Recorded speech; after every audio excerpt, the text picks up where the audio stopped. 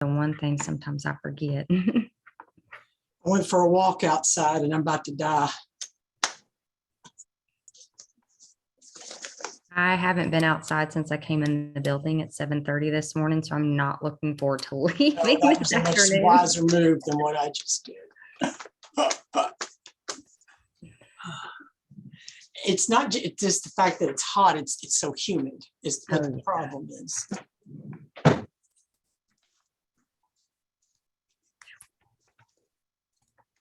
All right, well, I am recording. It doesn't look like we have anybody currently waiting in the waiting room, so I'm going to go ahead and turn off my camera and I will turn it over to you ladies. Well, greetings, everyone. Thank you for joining us today. And I know that this was a little schedule change from what maybe perhaps was originally anticipated. So we're very glad you're here. I'm Lisa Lockhart. And you've gotten attendance, right? Yes, ma'am. I have you and Dee are the only two board members I saw. So if I miss someone, they can let me know and I will see if we have I don't think we have a quorum as of right now. Well, we don't. It's just me and Dee. And nobody said anything about missing. Did they to you, Dee? No. But we have a guest speaker today. I think we should. We do. I want to forge ahead because we have an important message from you, from some members, representatives from the Kentucky Nurses Association. They want to talk to you about school nurses. And it's an important hot topic. So I don't want those of you who are here to miss that. So we'll just go ahead and forge ahead. Everybody had a chance to review the minutes from our last meeting? We can't approve the minutes if we don't have a quorum. Oh, that's right. Never mind. We'll do that virtually, I guess. I believe we haven't approved February's minutes either. We didn't have a quorum at our last meeting either, if I'm remembering correctly. So if we could just keep track of that so that when we do have a quorum, we can go back. Okay. Yes, ma'am. I will make a note of that. Okay. Thank you. You're welcome. Thank you, Dee. So we'll move on to our first agenda item. Looking at our old business, we'll follow up on our presentation to the MAC. Dee, you did an amazing job. Thank you so much. And we did, just to keep everyone well informed, we did receive response from the cabinet, and both of our recommendations were approved by the MAC, but both recommendations by the cabinet were sort of tabled. So I think it's a step in the right direction, though. I think that was really profound on the part of the MAC to listen to our recommendations, and the vote was pretty easy. And so we'll just continue to make those recommendations so that eventual change can happen. So I appreciate the fact that Medicaid really is now understanding or at least hearing the concerns of reimbursement for APRNs, and also recognition as providers of CPMs, certified professional midwives. So yes, very important, very important. Yeah. And we appreciate all your work in the presentations, because you've made several now, and you do such a nice job. And I just want to say thank you for that and the time you've spent on that. It's very appreciated. My pleasure. There was time spent in regards to the Kentucky Nurses Association, speaking with our with our government affairs folks, Dr. Brittany Welch. And so a lot of good dialogue and conversation, and it feels like we're moving forward in a very positive way. So thank you for that. The upcoming legislation session agenda topics, any progress with presented topics? So our legislative session begins in the winter months. Mm-hmm. So I don't have anything different to speak about. And I know that the birth center bill will be presented again to the House and the Senate. I think both. I don't have all the details on that yet. It's still a work in progress. And then as far as any bill that would influence the reimbursement for APRNs, that might be something to work on outside of this legislative session coming up. So I'm just kind of waiting to see who my senator is going to be. I had, we were redistricted, and so, you know, the election will come up, and then I'm just kind of waiting till the dust settles before I make an appointment to visit with my new senator. My representative here in Lexington has always been very supportive of any issues. So I don't know yet how things are going to play out. Right. Yeah. Same here. So I know that there was conversation last time around the group at large, our guests, if there were areas of interest to the group that you wanted to explore. Were there any topics that you felt like we needed to bring forward?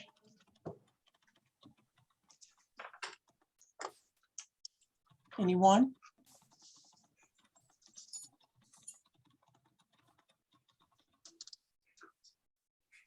No? Okay. Okay. Well, you all marinate on that then, okay? I know, so we'll go ahead to new business then. Next steps for the group, any follow-up with the MAC, and I understand there is supposed to be, we already discussed that. Plans to serve again, that actually already went to the K&A Board of Directors. Dee and I both had submitted requests to serve again, and it was approved. And they actually approved the committee, but Dee, you and I will talk offline about that. But that was our applications were approved. So when back to the question about the agenda items for the group, the question was posed to the affiliates, and I know we've got quite a few on the call. Looking for input from you all. What would you recommend as areas of concern or dialogue that you would like to see discussed and brought forward?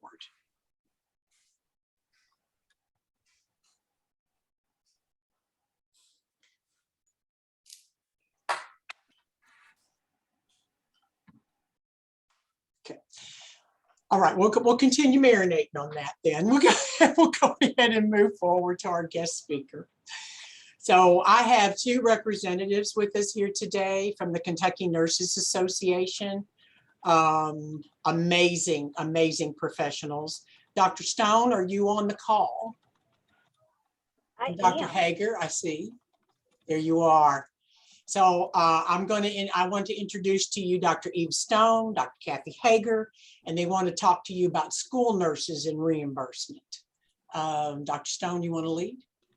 Yeah, that'd be great. Do you think it's possible to share my screen? I've got some slides that might be helpful. Yes, give me one moment, please. I'm not in charge of the screen today, so that should be an easy fix. I know people. No. Oh, that's me in technology. You should now be a co-host. And Dr. Stone, if I drop my email in the chat, can you please make sure to send your presentation to me so I can load it to the website as well? I will do that. Yes. Let me try again. It says that it's disabled participant screen sharing.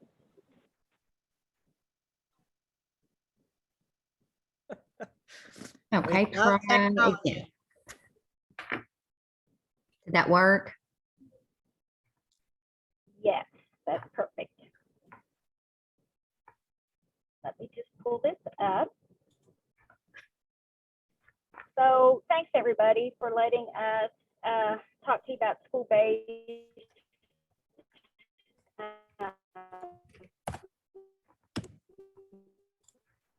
Medicaid billing and nursing.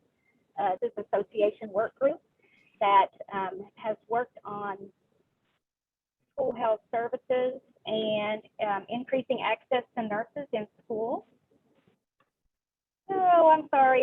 Now I can't find the present button. Nothing can be easy. Let me try. Okay.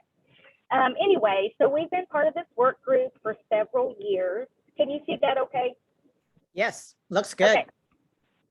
And so I have co-chaired it, and then Kathy has also been a chair. So we've got a group that meets regularly, and so we've been working on ways to sustain having nurses in the schools. And so school-based Medicaid billing, of course, is one thing that can help build that sustainability model. And I want to say, Kathy, just hop in anytime you want to hop in. But I to give you am here mainly as a supporter. She is by far the most knowledgeable regarding in fact, I'd have to get off and say, we'll do it another day. I'm just on for support. says that. So to talk to you a little bit about school-based Medicaid billing, which really is different from the Medicaid billing that you're used to. Schools are able to become Medicaid providers and bill for school-based services. So it's different than what you see through the managed care organizations and in other systems. This is a different type of Medicaid billing. And so it's been around for a long time, but historically, schools have just been able to bill for those students with IEPs who are receiving special education services. So it would cover things like speech therapy, occupational therapy, physical therapy, some transportation when kids receive services on the days that they rode buses to school, those sorts of things. And that was because that's how federal CMS defined school-based Medicaid billing. But in December of 2014, they decided they were wrong about restricting that billing to just students with IEPs. And so they reversed the free care rule. So when people talk about this, they'll talk about reversal of the free care rule, and that's what they're talking about, this expanded Medicaid billing.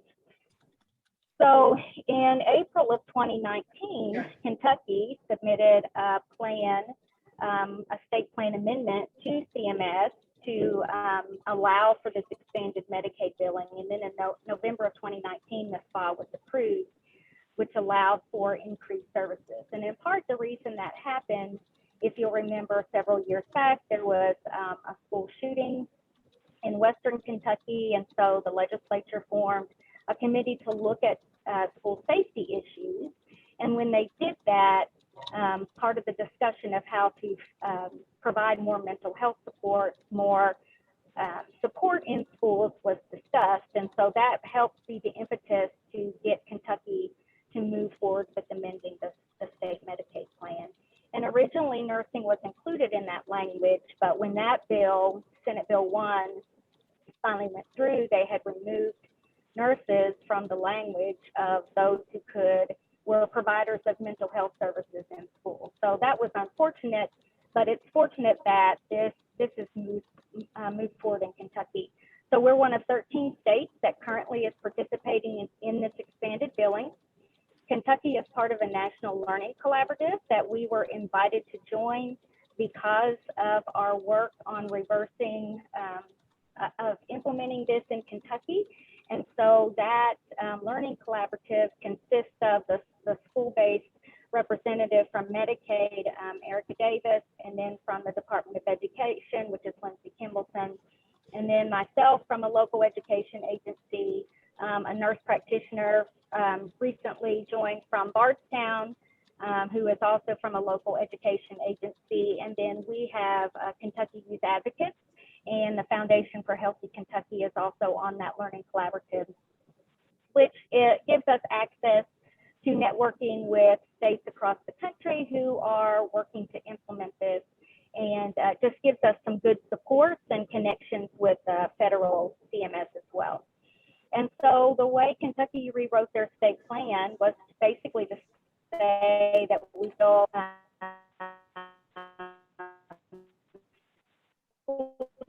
districts can bill for any service that's that nurses and APRNs, health assistants are included among those who are able to bill for services.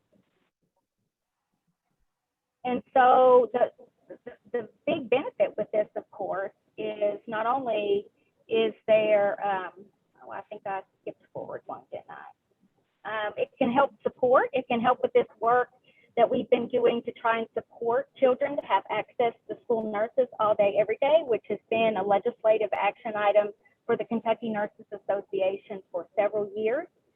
It also can help ensure that children have access to additional health providers. And then, of course, some overall challenges are just the history of structure for billing in the state. So a couple things about that. And recently I had somebody ask me a question. I was talking about children not having access to healthcare services in Louisville. And so this was with a team of people. I work for Jefferson County Public Schools and coordinate health services. And so they asked me a very sincere question, and they said, you keep talking about people not having access to health services, but there's providers all over Louisville. And so it really struck me that as we're working to implement, to get rid of our structures of systemic racism, and I would throw classism in there, that people don't understand, by and large, what it means to not have access to health care. So I work in a school district where we have nearly 100,000 children. 65 to 70% of those kids are eligible for Medicaid. We have 14,000 children who are immigrants and refugees, and a lot of those families don't have regular access to health care.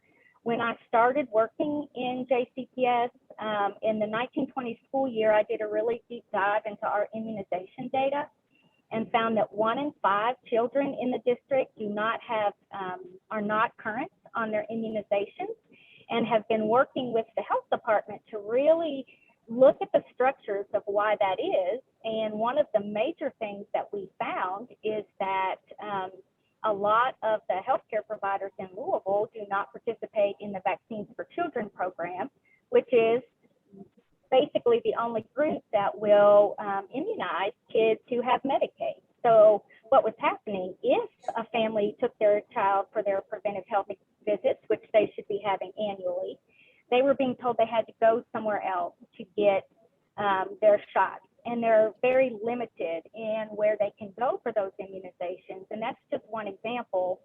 But recently I looked at how many providers do we even have in Louisville with that will vaccinate kids who are receiving Medicaid. And so you think about Louisville and the fact that there's multiple very large healthcare systems there, and how many providers are in Louisville, and there is a total of 67 people, groups that will vaccinate children with Medicaid, and some of those are districts, like one of those is they're very specific as to what population they can immunize. And so, and if we think about what's happening during the pandemic or since the pandemic, in Jefferson County, we had issues with kids even having their preventive health exams done. Historically, only about 80 kids are required to have a physical when they start kindergarten and again in 6th grade. For the school district, again, they should be having annual preventive healthcare visits. And so in my district, even prior to the pandemic, only about 80% of children had that kindergarten physical, and less than 50% of 6th graders were having that exam. And so since that time, since the pandemic started, the numbers have been significantly decreased on those preventive health visits. So for example, if you look at the State Department of Education website, only about 50% of kindergarten students and about 27% of 6th graders even had a preventive health exam last year. So when I talk about those things, I want to say that we in Jefferson County we look at immunization rates, physicals, and immunization as measures of whether kids are accessing the healthcare system. And so when they don't have those things done, that tells us that they're not accessing the healthcare system. And so we look specifically at students who did not have their preventive health exams, and we peers who are having preventive health exams. And so that's just one example as to why this is very significant for the state as a whole, especially as we look at social determinants of health. If we're really going to address social determinants of health, then we need to look at the ways we can do it more comprehensively for the state. So what we've done with KNA is we did a survey of school nurses this past February. We wanted to look at their work during the pandemic. And so we had 149 people respond to that survey, and they represented 78 school districts across the state. And so we wanted to see what kind of work they were being asked to do, because one of the things that federal Medicaid has allowed is for school districts to bill for services related to COVID-19. So they could bill for COVID vaccines, they could bill for contact tracing, for COVID testing. And so Kentucky wasn't allowing billing for those services. So we wanted to get an idea of how many nurses in the state are really being asked to provide these services during COVID-19. Because first of all, if it's a reimbursable service, this school-based Medicaid billing is not a cost to the state. So the funds are federal. There is a match that the state has to make, but that comes off of the amount that the districts are reimbursed. So it's important to know that, because this is something we can implement in Kentucky, where we aren't going to be draining the state's budget. We are actually just utilizing resources that are being made available. So 79% of those responded were registered nurses. 60% of those said that they had a nurse all day, every day for their school, so that was good. But again, these were the nurses who agreed to participate in the survey, so I think that's telling as well. But only 38% of the districts said their district was participating in expanded Medicaid billing. So that's problematic, because again, this is a resource that's available for children, and I really want to emphasize that it's available for children in the state, and things that we could be doing as a state to make children healthier. And one of the most important things that we can do to make them healthy for their entire life is to successfully educate them. And so this is very much, health and education are very intertwined. So 30% of those responded didn't even know if their district was participating in expanded Medicaid billing. And yet 62% said they had to perform contact tracing for their district. And so we know that nurses were spending a lot of time. In fact, in the survey, that's one of the things that they complained most about, that was most frustrating to them, is that they had to spend a lot of time doing contact tracing. The nurses aren't included in the groups that got pay incentives in many school districts. And it consumed a lot of their time, yet they didn't feel like that they were getting a lot of support for it. And at the end of the day, the amount of time nurses had to spend contact tracing from 2021, and then we asked for 2 years, 2021 and then 21-22. And what happened between those 2 years is that originally health departments had been contributing resources across the state to do contact tracing, but then they backed out of doing that. And so school districts were left to do a lot of that themselves. And so that fell to school nurses. And so health departments have been able to bill Medicaid for contact tracing, but school districts have not. Now, I think this has been changed, at least verbally. I've been told that the state is going to issue a new technical assistance guide for school districts that will allow billing for contact tracing, COVID testing, and so on, but that has not been released yet. And it's hopeful. One of the things the state could do, I think it's Colorado, what they did is when they made that available for their school districts to bill for, they made it retroactive for the year before, so that districts could go back and recoup some of those funds needed. So anyway, so lots of knowledge gaps for the nurses when it came to Medicaid billing. So opportunities that we have for this expanded billing, again, funding support for school nurses and other health services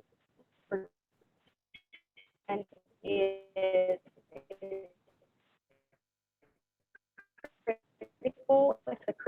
state in Kentucky, had the most negative health outcomes.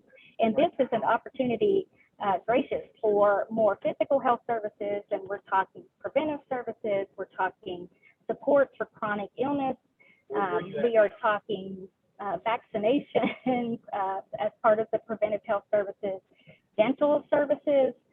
These are things that communities could work together and use the school nurses to help coordinate care for students who need these kinds of services. Again, it's those children who are not regularly accessing the healthcare system. Again, in my district, we did a really deep dive into chronic absenteeism, and we were looking, chronic absenteeism is kids who are missing 10% or more of school. And we know in Jefferson County that percentage has increased by 7% since the start of the pandemic. And that does not include kids who are in quarantine or isolation. So it's almost 30% of students, all students in Jefferson County are missing 10% or more of school, which is very significant because if you miss more than 5 days of school, your likelihood of doing poor academically raises significantly. So we looked specifically at kids who are chronically absent, and we looked at their academic progress, which as you can guess, they just weren't making academic progress. So then we looked at students with chronic health conditions. We looked at diabetes, asthma, and seizures, and we found that students with asthma were about 44% of students with asthma in the district are missing 10% or more of school. It was about 43% of kids with seizures were missing 10% or more of school, and nearly 50% of children with diabetes are missing 10% or more of school. So again, this expanded billing is something where if we teach nurses how to coordinate care, that we can really be that bridge between the family and the healthcare system. So some of the big challenges we've never in place with rolling this out. One is consent for services. So as it is currently set up, in order to bill for these services, families have to sign a separate consent. It has to be signed at least once. And then after that, parents just need to be notified annually that this billing has taken place. Well, so historically, the kids who had the IEP services, they have an annual meeting. And so at that annual meeting, they just reshare the letter, they get consent signed because they're meeting with the family.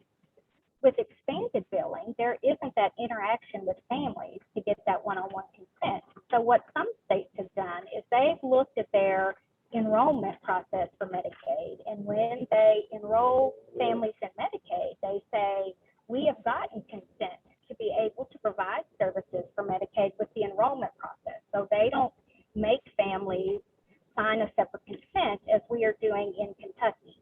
And so that is one of the biggest barriers that exist right now to getting full implementation across the state. And so I know there's work being done with the Department of Education to look at this, but that's something that really, as a group, that this group can be helpful at speaking about and looking into. Another is that there's just not a lot of training opportunities for nurses. What the nurses told us is they don't know a lot about Medicaid billing because historically it's not been the nurses that have been responsible for this at their district level. And so one of the things that KNA is working on, and Kathy can speak to this as well, but what we're going to do is develop some communities of practice for Medicaid billing. So we're going to engage school nurses into educating them about how to bill Medicaid for school health services and how to implement these programs. And Kathy, as part of our work group, has been working on a standardized curriculum for nurses across the state so that we're telling school nurses how to be school nurses, how to do this care coordination so that we can ensure children have access to care and that they're receiving care. One of the comments that some of the nurses have been frustrated about is that nursing services are limited. So, for example, if you look at, there's a lot of focus that's happened for mental health, and that's happened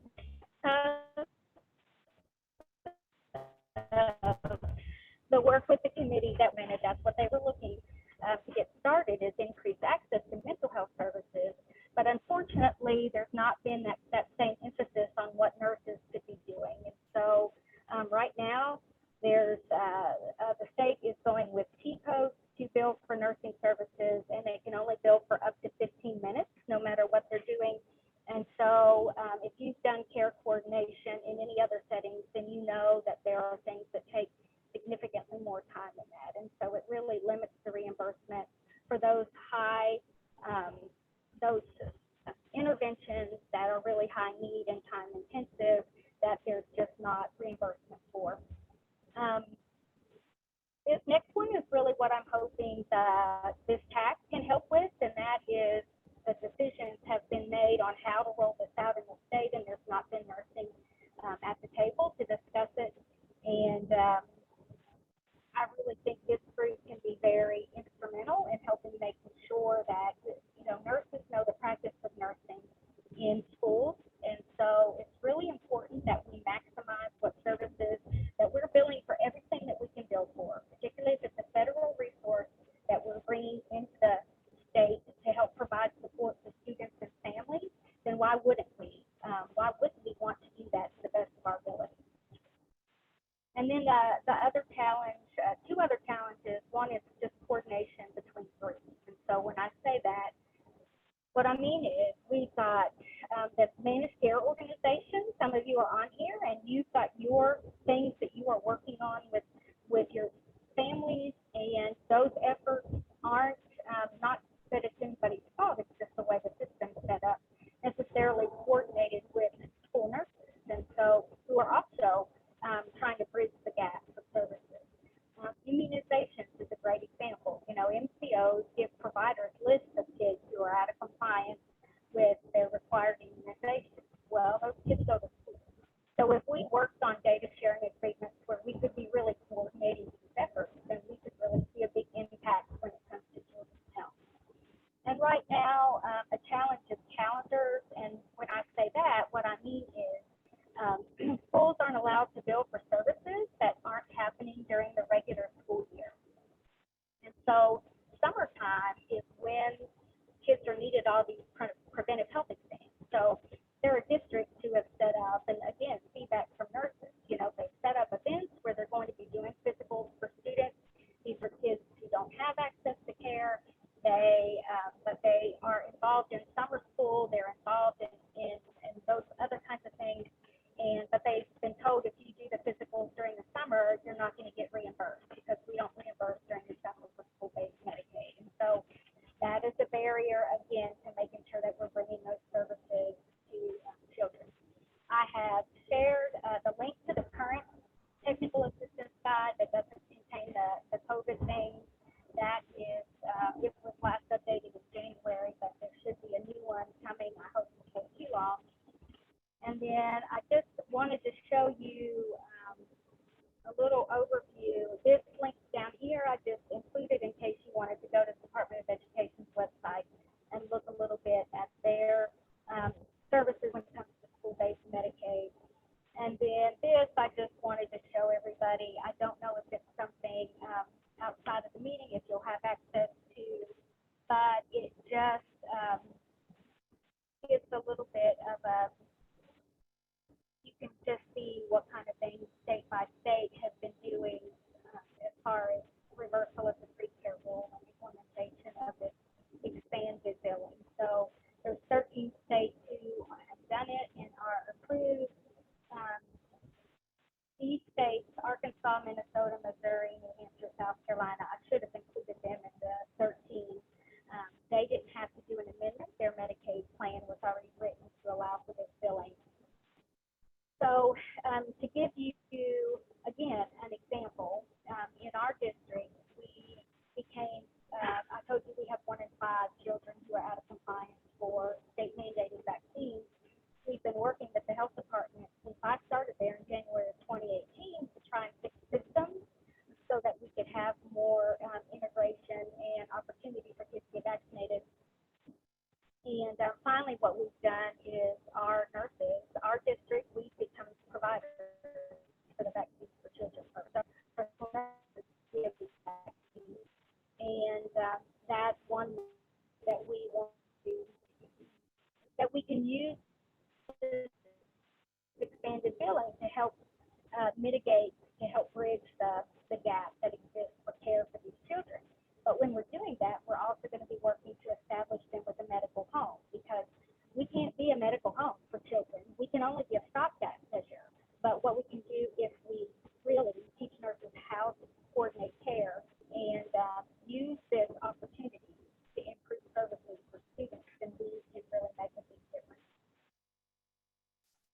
am happy to answer any questions or hand it over to Kathy if she's got anything she wants to add.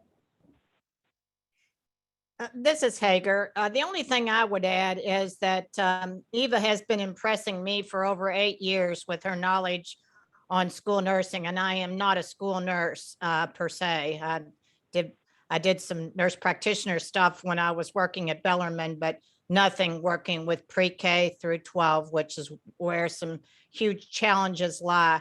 But what I found when I listened to Eva and talk about the social determinants of health, it really hit me and several other people that are on our school nurse task force that school nursing might be the answer to at least a major part of the answer to population health and addressing all those social determinants of health. And Eva, I put in the chat box a comment. I think I found a quote, and I had thought it was over 50% of our kids in Kentucky receive Medicaid as their health insurance, and I found 63%. Does that sound right? That was 2018. Yes, it does. And am I correct that as long as the nurse is providing for a billable service, then we can charge those children during school hours for any service they provide? Is that correct? Has to be medically necessary. As medically necessary. So my point being that I think we could be very, very instrumental in kids getting health care that would not be accessible otherwise. And at the same time, maybe pay and cover for a large portion of the nurse's salary. So one of our things on the task force is to get a school nurse in every school and prove their worth, which is why I added the comment about the nurses have got to document what they're doing, because I think nurses overall, we don't take credit for all the things we do. And if we could document that, I think we could prove way beyond the value of the cost of the salary and the benefits of the school nurse. And then the only other thing I wanted to add was when we talked about when Eva talked about the curriculum, we're not trying to tell anybody what to do. We're just trying to make the legislators aware that the curriculum will probably be boosted with mental health because of the fact that safety has become a major issue. And because we know that anxiety and depression in all Americans is rising, not just because of COVID, it was rising long before COVID.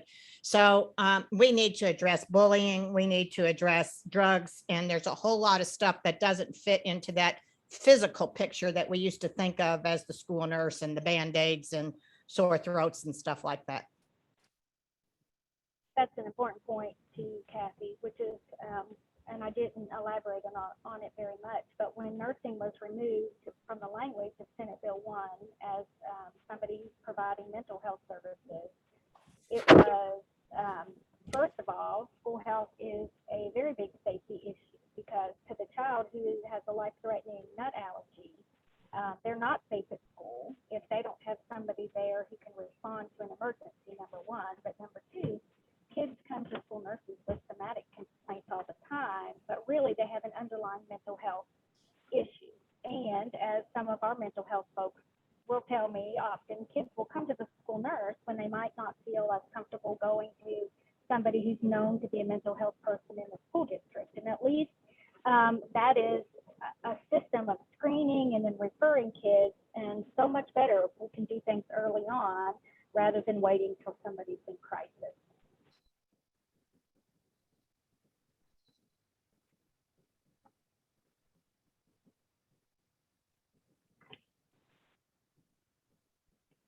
Thank you very, very much, Dr. Stone and Dr. Hager. To the folks that are on the call, the Zoom meeting with us today, do you have any questions you'd like to pose? This is Stephanie Koontz with Anthem. I don't have a question, but this was a great presentation. I think something that the MCOs could really take back and, to our executive leaders So I agree that this is school nurses could be the answer. There are lots of gaps in care for well child visits, which includes the immunizations, and we work really hard and we never seem to move the needle very much because there's just so many different barriers. And this is a great way, a place that kids go all the time and can get these services. So will we have access to this presentation that I can share with my leaders? Yes, we can make that happen. Can't we, Dr. Stone? Absolutely. And I will add to your point about, because your point about immunizations is really important. So it's like in our district in Jefferson County, because of the pandemic, the health department gave us a grant for 1 year to implement an electronic health record. And we needed that so we could do surveillance for COVID at a district level and be able to respond quicker. And then the district picked up the cost for that for the next year. But one of the things I was incredibly excited about is because that EHR had the ability to interface with the state immunization registry. And please understand that school nurses right now can get access to the registry, but it's on a person by person basis. So it doesn't allow you to look at anything on an aggregate way. So because we have access now to the registry, once a week, that system is updated with student immunization records. So not only has that helped us to know what's going on with COVID, but it's also helped us to make sure that we have up-to-date records on all the students as to what's entered in the registry. But what's been very eye-opening about that is that the incredible disparities that exist between schools for COVID vaccination rates. So we have schools where 7% of students have gotten 2 COVID vaccines, and we have schools where 84% of students have gotten 2 COVID vaccines. And as you can imagine, the schools with fewer kids vaccinated are the ones that are our most at-risk families. It's our Black and brown students. It's our students living in poverty. They have very low immunization rates because for years in Jefferson County, they have not had access to vaccines. So, I mean, I understand the trust issue. We've made clinics available at every school in the district, on-site clinics, and we still only improved that. Overall, the entire district percentage of vaccination, 2 doses of COVID vaccine, is 33%. So it's nowhere where it needs to be for us to keep kids in school. So in order to interface with the state registry, we had to enter into a data sharing agreement with the Kentucky Health Information Exchange. And so, but we did that. We were able to do that. And now K-High has also done a model agreement for school districts that would allow them to do this, something similar with Infinite Campus, which is a student data system. And so that's a really big deal. Again, that's a big step forward in Kentucky. But to really know where we are when it comes to immunization rates, and then once we know the true data, then we can figure out how to address the problem. But the disparities by race are disturbing, and I think we'll see the same thing if we look at other vaccinations as well. So yes, I think anything that we can do to work together to partner is just so important for the state. Hi, this is Shannon Jones with WellCare, and I agree. I think this is going to be a great presentation for us to take back to our leaders. My question is, just from my lack of knowledge, is the prevalence of school nurses across. So to your point, some of the school districts, do we have a record of what school districts have school nurses and the percentage of time? I know some of the schools, for example, in the eastern part of the state, may have one nurse who rotates through an entire county of schools being their area. So do we know exactly how many of the 120 counties have school nurses, the prevalence, how much time they spend at each? Is that information available? So I'm going to pop that over to Kathy because that is something our group has been working on, and so she has got some good data on that. Well, the data is as good as we can get. I should say that. We actually, with the cooperation of the University of Kentucky and the University of Louisville, had students and faculty calling every school in the state. Now, when you call, you don't always get to talk to the person who knows the most. For example, the receptionist may say, yes, we have a school nurse. And then I'll say, is she an LPN or an RN? And she'll say, well, she's a nursing assistant. So, but we think it's pretty close. We haven't tallied up all the high schools. U of L did that with me, and we're not finished. We have about 25 schools to call. But what is that out of?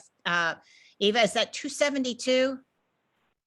I don't know how many schools off the top of my head. Okay, it's a large number of schools, so we're almost there. But it looks like it's going to look pretty good. Like 80% would have a full-time nurse. That means every day, all day. And I'm going to guess another 15% that split those nurses all over the place, like somebody just referenced. And then I think there's about less than 5% who have no access to a nurse at all unless there's an emergency. And then I think they call someone. But that's getting pretty close. And that is much better than it was pre-COVID. We feel sure that those numbers are kind of inflated because of COVID, and that when the money gets tight again, that the nurse might be the first to go, which is why we have to document and prove the worth of the nurse, which I think that we can do that. And Did I I answer just your want to, question? so I'm going to add to your answer, Kathy. So Yeah. on KDE's website, and I can put the link in the chat, there is a document you can access that says school nurse count, and you could look at that file for any given county and see what they've reported as far as the number of nurses.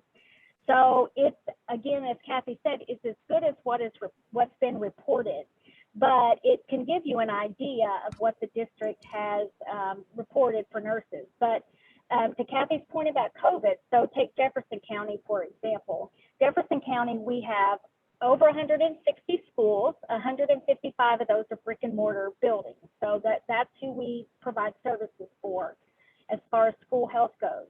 Prior to the pandemic, the district paid for, out of my office, my department, 6 nurse practitioners. And so the district is divided up into zones. And so they were overall responsible for those zones. And then they paid for an additional 24 LPNs, 23 LPNs and 1 RN. And then I had a budget with a staffing agency to provide what they called contract services for kids.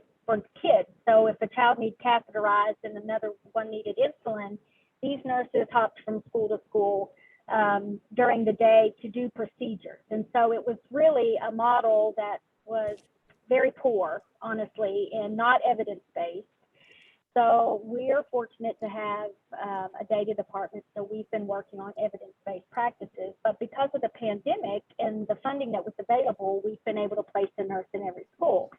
So that's a double-edged sword, because number one, those nurses have been placed there because of federal funding. So any nurse that's paid out of federal funds can't bill Medicaid, because you can't, that's basically double dipping. Somebody can't be federally funded and bill for their services. And so that's a challenge.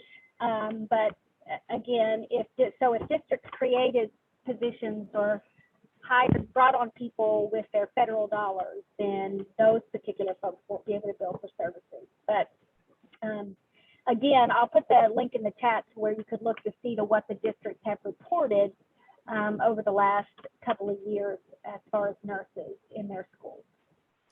And let me add, I was saying 144 schools, it's 171 districts and 1,477 schools. So I'm almost finished with the high schools. I have 23 to call left. And I think there are some in all groups, elementary and high schools, middle schools, that we never get a hold of. No, we leave messages to answer and we don't get response. So there'll be some no responders, but we'll have most of the information that we need, at least for the year 2022. And of course, it's going to change again as soon as school starts.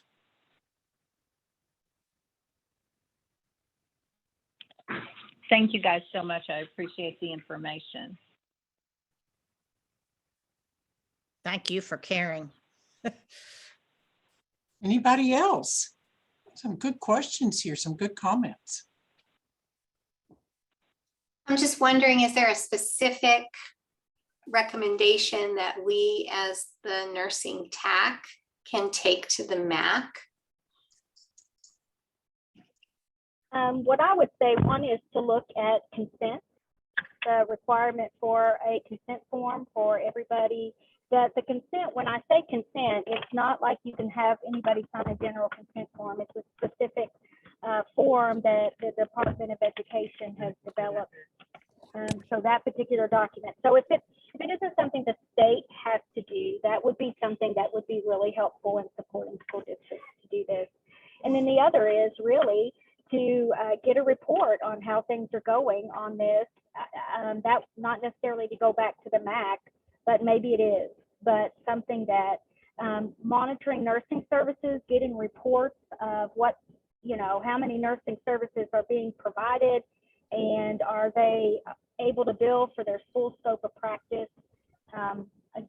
Those would be things that would be very helpful, because what I see you all have done is looked at reimbursement issues, and this would be another reimbursement issue for nursing. Now, Dr. Stone, just to review again, you referred earlier to the other states having a different process for consent. What are they doing that we're requesting a separate consent? They're grandfathering it in with something else, or? No, they determined that consent was obtained when the family enrolled in Medicaid. So Gotcha. California is an example. They said this is covered when the family enrolls, and so we're not making the schools have another requirement of trying to track down these consent forms and enter all this information. We know they have Medicaid, therefore they're eligible for expanded billing. Okay, thank you.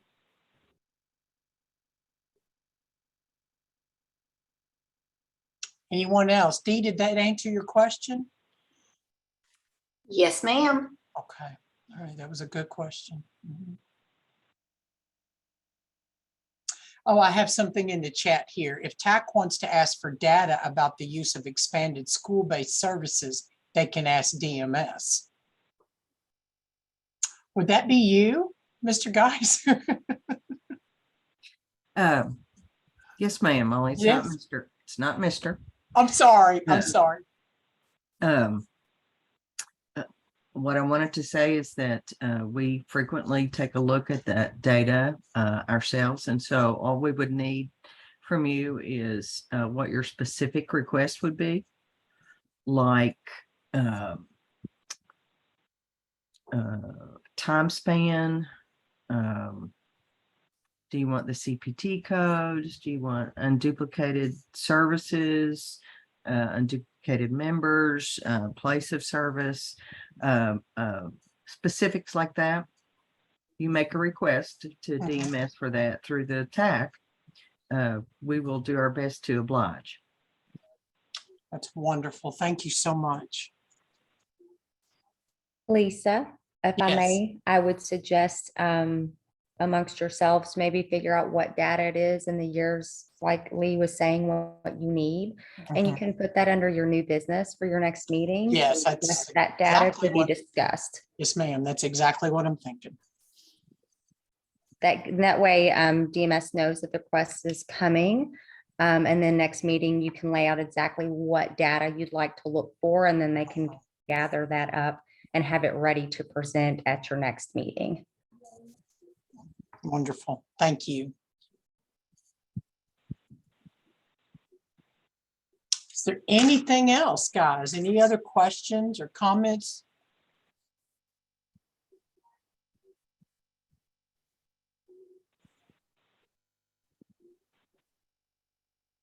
Okay, well, we're right at 4 o'clock.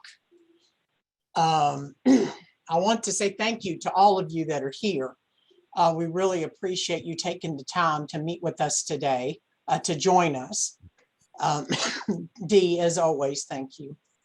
And thank you to Dr. Stone and Dr. Hager for taking your time. It was a wonderful, very informative presentation. I think everybody here learned quite a bit this afternoon, and we have some great things to work with moving forward, and I'll be getting back in touch with the two of you. Dee and I believe we'll get back in touch with the two of you as we look to formulate our possible questions and look at specifically what types of data that we need so we can bring that forward. Does that sound good to everyone? And for all the MCOs, once I receive the presentation from Dr. Stone, I should have it uploaded and published onto the website, hopefully by tomorrow. And is there a way to capture the links that she shared with us too? It's great when people share them in the chat, but Yes, ma'am. I should be able to pull the chat and I can email those links to you. I'll have to look. I might be able to put them into a Word document and also upload them to the website as think well. that I would should be be able to maybe combine that into her presentation. that And was shared in response to some questions asked. I think that would be helpful for the group as well. yes, ma'am. Okay. Do you want me to email the presentation or can you get it from the link in the chat? If you could mail it to me, that would be wonderful. Okay. Okay. Well, I guess with that, we can move to adjourn for the day. Anybody want to make a motion? Dee? Well, I would make a motion, but we don't have a quorum. so- That's true.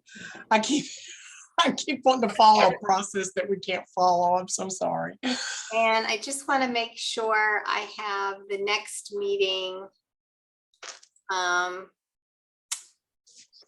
my calendar. And August 11th. August 11. Yes, ma'am. And our MAC meeting this month is, or excuse me, in July is July 28th is the next MAC meeting for those who are interested. July 28th. Okay. So again, I have a conflict with that second Thursday of the month. So August, meaning the August. Yes. August 11th is the second Thursday of the month is always our Medicaid or Midwifery Learning Collaborative with the Institute for Medicaid Innovation. So can we just I'll do email you, Lisa, and we can look at other dates in August. And we can do that amongst ourselves, and then I can always publish on the website if we change the date or if you decide to cancel. Sounds good. Sounds good. Sounds very fair. Okay. Dr. Hager and Dr. Stone, I want to thank you again. We very much appreciate your time and effort today. Like I said, we learned a lot, and we're grateful that you were able to join us. And thank you, Lee Geis, for the information so that we know how to get more information and data from you. We will definitely be following through with that. And I guess with that, we can go ahead and adjourn for the day. Thanks, everybody. Thank you, everyone. I Try to appreciate all stay of you for cool. being here. Bye-bye. Bye-bye.